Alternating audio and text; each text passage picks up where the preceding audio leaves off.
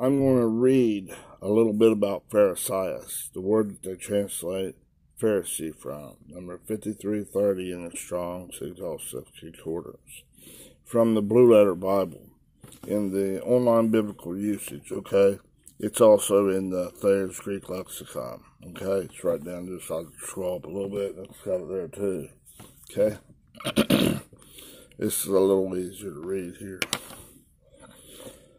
Okay, it says, a sect that seems to have started after the Jewish exile. In addition to Old Testament books, the Pharisees recognized in oral tradition a standard of belief and life. They sought for distinction and praise by outward observation of external rites and outward forms of piety. They were acting like gods, putting on big suits and stuff, okay? You see it nowadays, right? And such as ceremonial washings, fastings, prayers. Oh, God! Carrying on just to be putting on a show. Jesus called them hypocrites, right? And almsgiving and comparatively negligent of genuine piety. They were negligent of genuine godliness. God's loving righteousness wasn't their true motive. They prided themselves on their fancy good works. They held strenuously to a belief in the existence of good and evil angels. And to the expectation of a Messiah. They didn't believe Jesus was the Messiah. And they cherished the hope that the dead, after a preliminary experience either of reward or of penalty in Hades. Now, Hades is the grave. Not this hell thing. They're thinking hell. God gonna throw you in hell. These cats are better enemies of Jesus Christ and his cause, okay? They're not your buddies.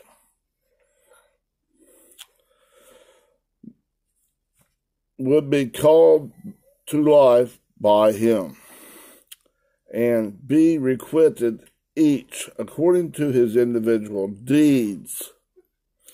In opposition to the usurped dominion of the Herods and the rule of the Romans, they stoutly upheld the theocracy and their country's cause, and possessed great influence with the common people.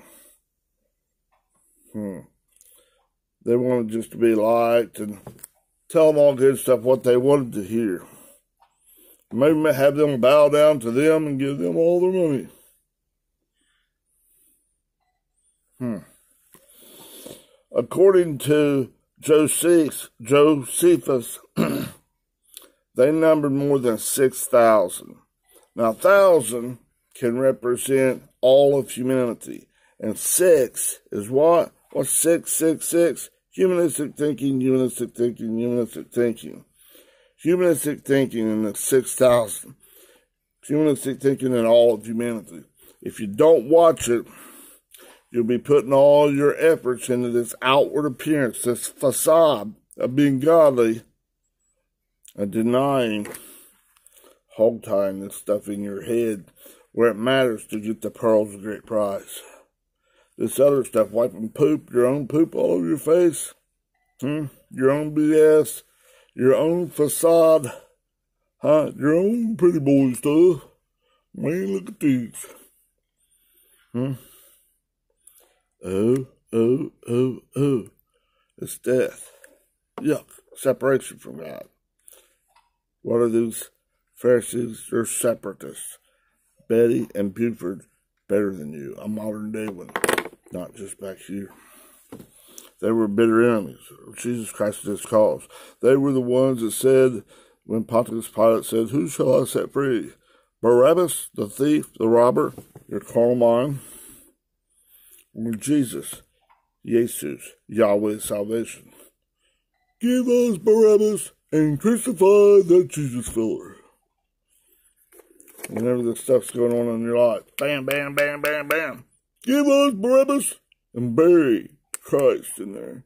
Or hog tie this stuff and give me Christ.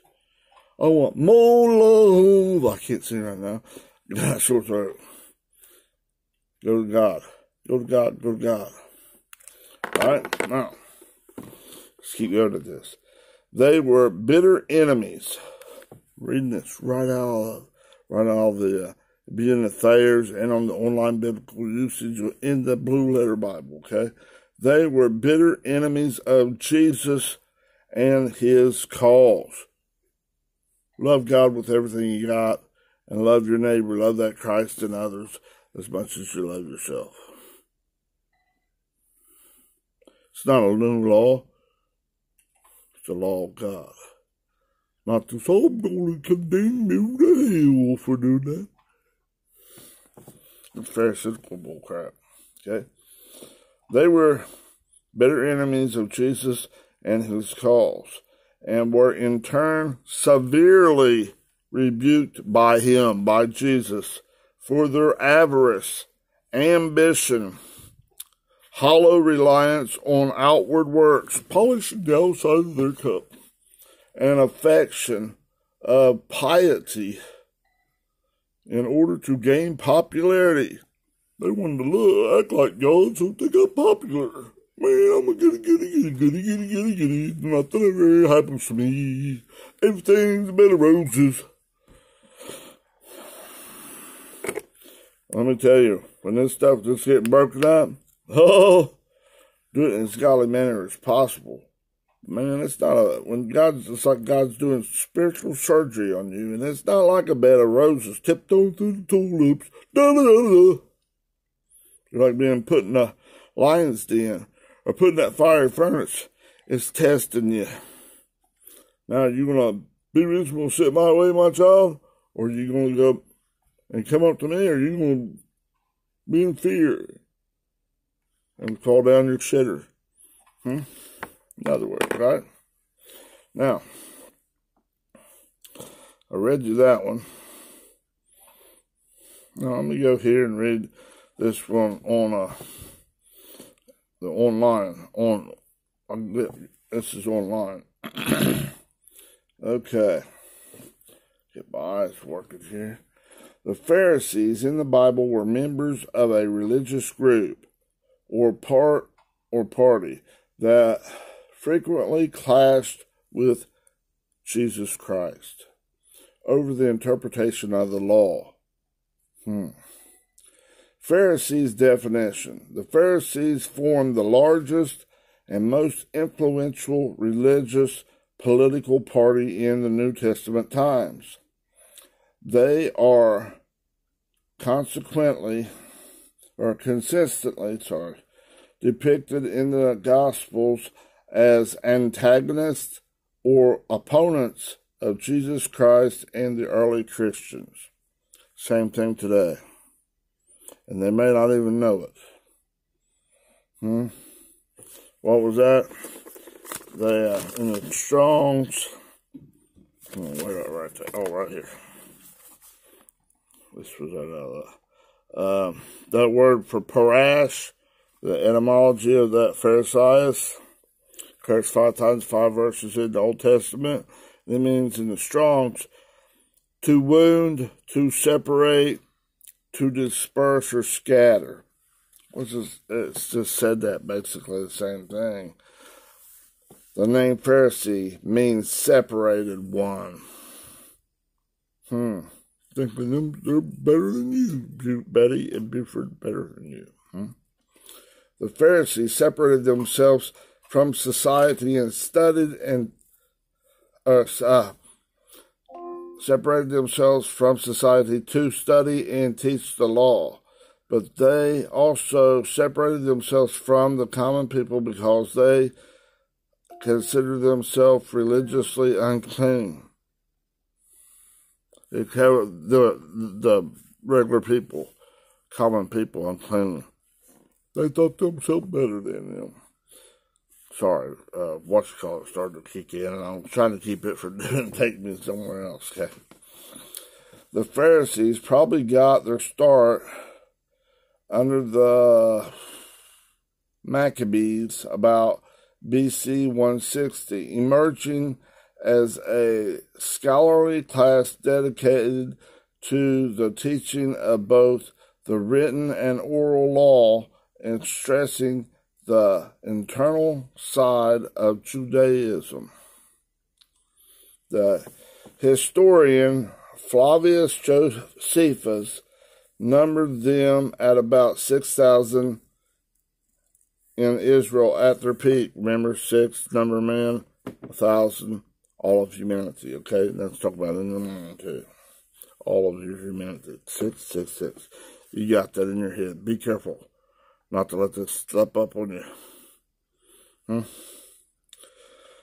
He described the Pharisees as maintaining a simple lifestyle, affectionate and harmonious in their dealings with others, respectful of elders, and influential throughout Israel. A facade. Because inside, they wanted to get one up on everybody. They wanted to be separated, considered to be practically God themselves. You can't speak to God, you gotta come through me to speak to God. Hogwash. You can come to me for advice. If God gives it to me, I can give you advice. But you're not to take and set up like, man, he's gonna bow down to some Pharisee. Got it? No, that's yuck. Don't allow that. Okay. Middle class businessmen and trades workers, the Pharisees started and controlled the synagogues, those Jewish meetings places that served for both local worship and education, buildings, temples, not the temple of the living God. That's you. No, you're not. That you are the temple of the living God. I'm not going to speak the word. I think Tyron's a natural, and I can't quite remember. Neon. I have to look at it, refresh my memory. Okay, there's a difference. Okay. Let's see. Okay. They also put great importance on oral tradition, making it equal to the laws written in the Old Testament. Now, the letter of the law, what does it do? It kills, condemns. But the spirit of the law does what? Gives life, gives that Zoe life, the fullness of life in God. Fullness of life in God. The letter of the law kills you. Don't. It's putting poo-poo in your temple, in your spiritual temple. Not just buildings and stone temples and big steeples. Nah. Okay? Those are just meeting places, okay? Now, the Pharisees were extremely accurate and detail-oriented in all matters pertaining to the law of Moses. Not the law of God. The law of God is love.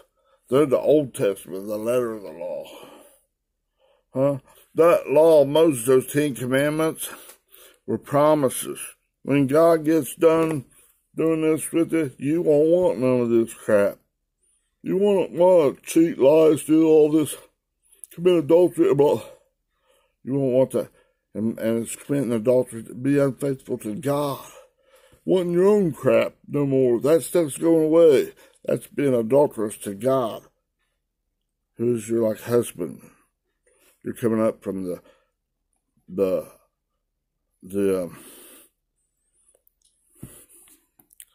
up to an acquaintance, to a friend, to the bride realm, and marrying God, right? In your mind, becoming one with God. Not out here becoming out here to nobody. not knowing God at all. That's being unfaithful. Okay? There's the natural adultery, and then there's spiritual. Okay? Now, the Pharisees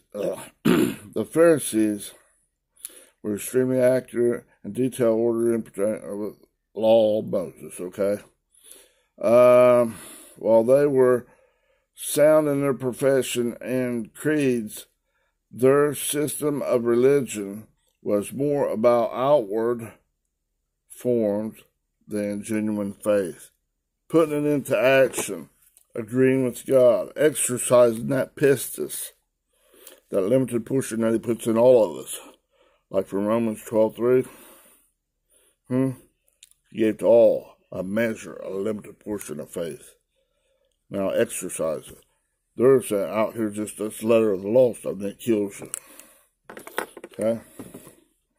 Now, hang on a minute. Let me see.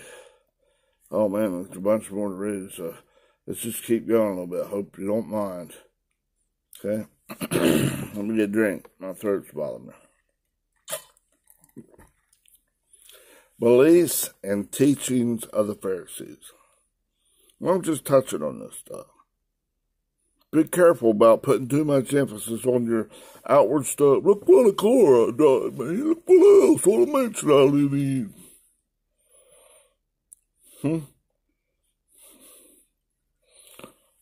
Okay, look at this big suit I got. You dirty rotten. Because of somebody that can't afford to. Maybe they just got t-shirt and jeans. And shoes, what? Tennis shoes.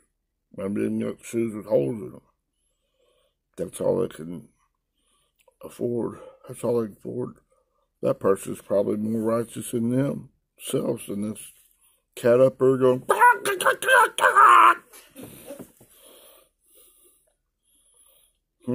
Who'd Jesus go sit with? Sinners and the publicans. Those old Pharisees and scribes don't come in there. Oh, yuck. Okay, now the beliefs and teachings of the Pharisees. Among the Pharisees' beliefs were a life after death and a resurrection of the body. They're meaning this natural body. The importance of keeping rituals and the need to convert Gentiles. Get people saved. I think God was the Savior. He's the deliverer.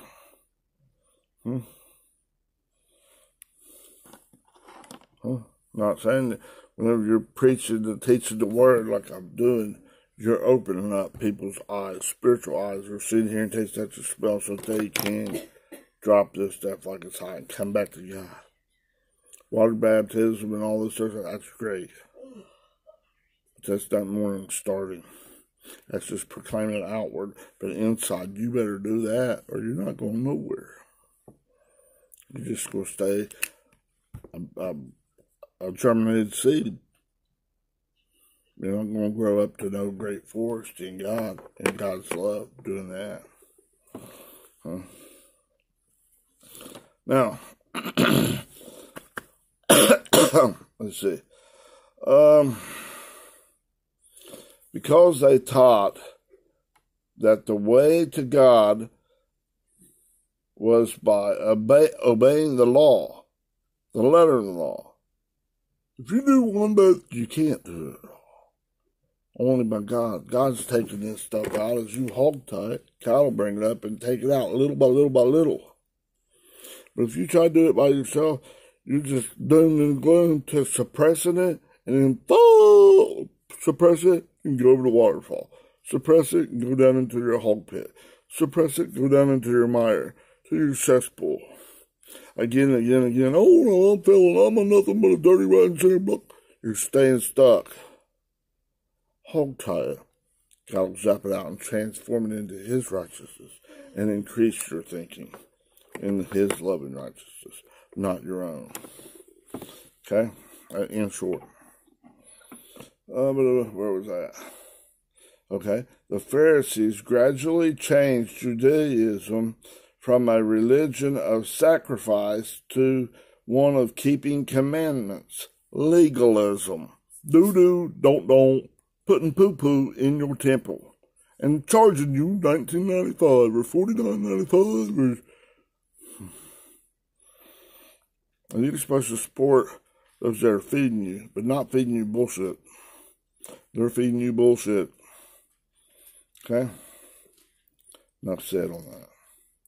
Animal sacrifices still continued in the Jerusalem temple until it was destroyed by the Romans in 70 AD. But the Pharisees promoted works over sacrifice. Now, that's not natural. Sacrifice is not what it's about. You're sacrificing this beast nature, your own beast nature. That 666, humanistic thinking, all your days. Give up on it and come back to God. That's your sacrifice. In the storm, bam, bam, bam, bam.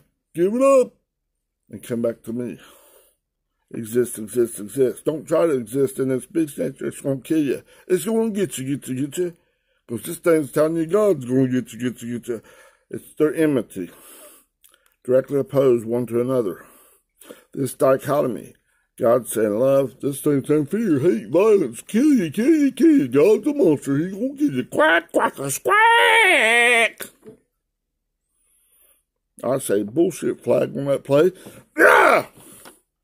Beat it, you damn dog. Huh? I'm doing it in the name of God. That's your character, the word of God. Not this thing here is mouthing it, and it's hee-haw, me-haw, hee-haw. It's not against God at all. Better enemies of Jesus Christ and his cause, those Pharisees. Okay? Now, let me see. My eyes are kind of starting to jump. Let's see. We're just going to start right here. In the New Testament, the Pharisees constantly appeared to be threatened by Jesus. Because he was telling them different than you gotta do. Jesus said, no, my burden's light. Love your enemies. Do good to them that persecute you. There's a get even. We're gonna throw you in hell. We're gonna crush your head with this stone after the fellas bust you upside the head for breaking any of the laws. It's laws, the letter of the law that kills. He said, we're the only ones that really obey the law, and they're not. It's a facade. Inside them is full of all kinds of dead man's bones. Jesus told them, you hypocrites, vipers. Okay, now, okay, the Gospels often portray them as arrogant. Yep, they're arrogant. Them old Pharisees. Although they were generally respected by the masses because of their piety, because of their big show of wearing all these great robes with tassels all over it and a big old box with phylacteries, scriptures in it. Look at this. Quack, quack, squack, quack. Here's the law right here. Let me read it.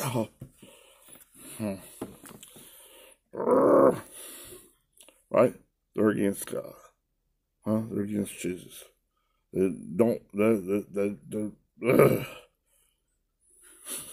said. The Gospels often portrayed them as arrogant, although they were generally respected by the masses because of their false piety, false godliness, right? Nevertheless, Jesus saw through the Pharisees. He scolded them for their unreasonable burden that they placed on common people. Don't, or we're going to throw you in hell. And God's going to do it the worst of anything. But he really loves you. Double-minded. They're still doing that. In a scathing rebuke of the Pharisees found in Matthew chapter 23 and Luke chapter 11, Jesus called them hypocrites, stage performers, and exposed their sins.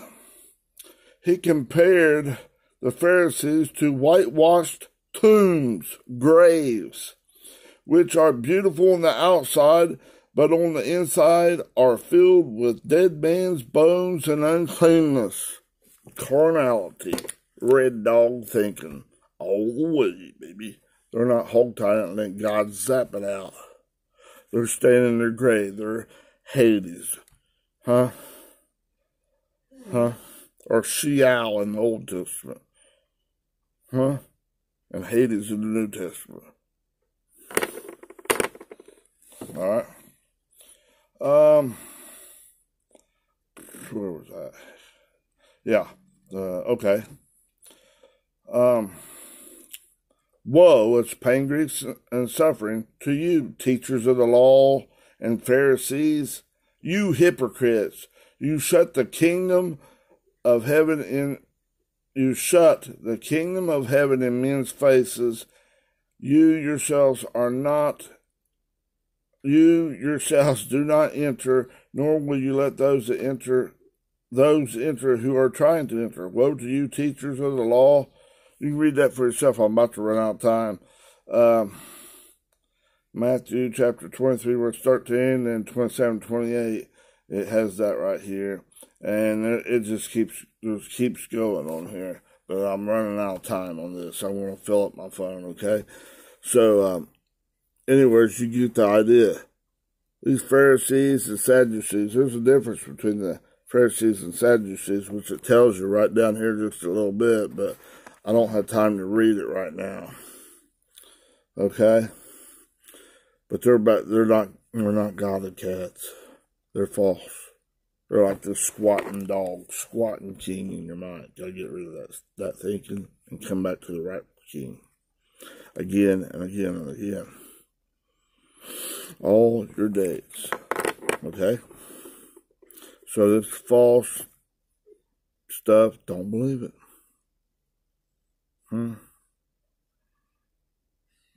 God is purifying you in the storms of your life. So as soon as you can agree with God, the better, the easier for you.